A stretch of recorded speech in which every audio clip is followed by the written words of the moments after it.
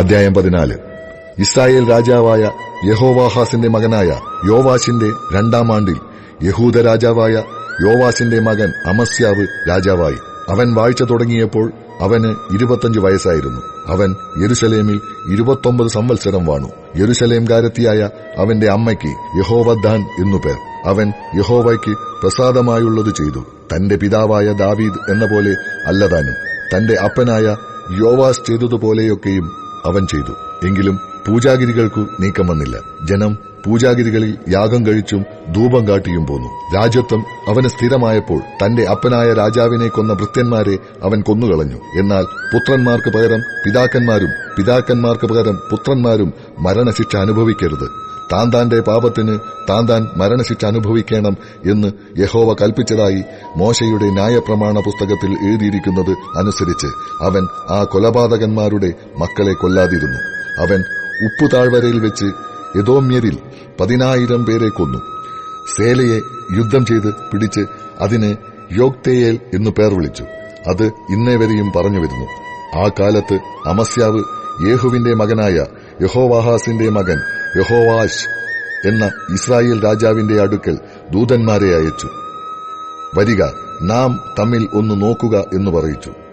അതിന് ഇസ്രായേൽ രാജാവായ യഹോവാശ് യഹൂദ രാജാവായ അമസ്യാവിന് മറുപടി പറഞ്ഞയച്ചത്, ലെബാനോനിലെ മുൾപടർപ്പ് ലെബാനോനിലെ ദേവദാരുവോട് നിന്റെ മകളെ എന്റെ മകന് ഭാര്യയായി തരിക എന്ന് ആളയച്ചു പറയിച്ചു.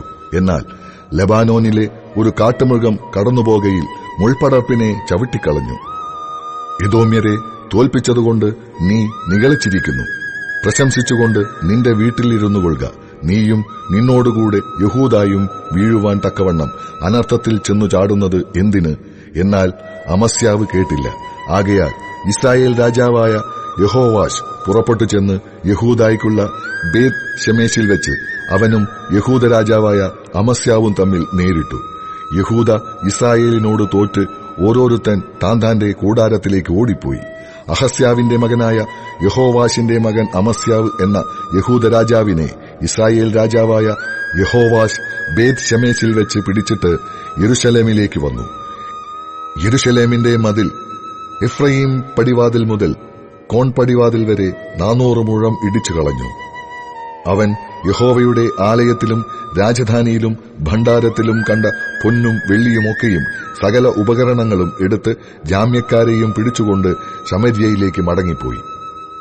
യഹോവാസ് ചെയ്ത മറ്റുള്ള വൃത്താന്തങ്ങളും അവന്റെ പരാക്രമ പ്രവൃത്തികളും അവൻ യഹൂദ രാജാവായ അമസ്യാവോട് യുദ്ധം ചെയ്തതും ഇസ്രായേൽ രാജാക്കന്മാരുടെ വൃത്താന്ത പുസ്തകത്തിൽ എഴുതിയിരിക്കുന്നുവല്ലോ. പിന്നെ യഹോവാസ് തന്റെ പിതാക്കന്മാരെ പോലെ നിദ്ര പ്രാപിച്ചു. അവനെ ശമര്യയിൽ ഇസ്രായേൽ രാജാക്കന്മാരുടെ അടുക്കൽ അടക്കം ചെയ്തു. അവന്റെ മകനായ യൊരോബെയാം അവനു പകരം രാജാവായി. ഇസ്രായേൽ രാജാവായ യഹോവാഹാസിന്റെ മകനായ യഹോവാശിന്റെ മരണശേഷം യഹൂദ രാജാവായ യോവാശിന്റെ മകൻ അമസ്യാവ് 15 സംവത്സരം ജീവിച്ചിരുന്നു. അമസ്യാവിന്റെ മറ്റുള്ള വൃത്താന്തങ്ങൾ യഹൂദ രാജാക്കന്മാരുടെ വൃത്താന്ത പുസ്തകത്തിൽ എഴുതിയിരിക്കുന്നുവല്ലോ. യെരുശലേമിൽ അവന് വിരോധമായി ഒരു കൂട്ടുകെട്ടുണ്ടായിട്ട് അവൻ ലാഖീഷിലേക്ക് ഓടിപ്പോയി. എന്നാൽ അവൻ അവന്റെ പിന്നാലെ ലാഖീഷിലേക്ക് ആളയച്ച് അവിടെ വെച്ച് അവനെ കൊന്നുകളഞ്ഞു.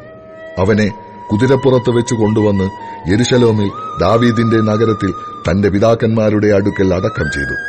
യഹൂദ ജനമൊക്കെയും 16 വയസ്സ് പ്രായമുള്ള അസര്യാവെ കൊണ്ടുവന്ന് അവന്റെ അപ്പനായ അമസ്യാവിനു പകരം രാജാവാക്കി. രാജാവ് തന്റെ പിതാക്കന്മാരെ പോലെ നിദ്ര പ്രാപിച്ച ശേഷം ഏലത്ത് പണിതതും അതിനെ യഹൂദായ്ക്ക് വീണ്ടും കൊണ്ടതും ഇവൻ തന്നെ.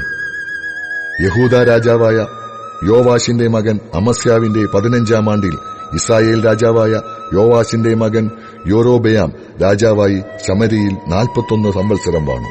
അവൻ യഹോവയ്ക്ക് അനിഷ്ടമായുള്ളത് ചെയ്തു. ഇസ്രായേലിനെ കൊണ്ട് പാപം ചെയ്യിച്ച നെബാത്തിന്റെ മകനായ യൊരോബെയാമിന്റെ പാപങ്ങളൊന്നും വിട്ടുമാറിയില്ല.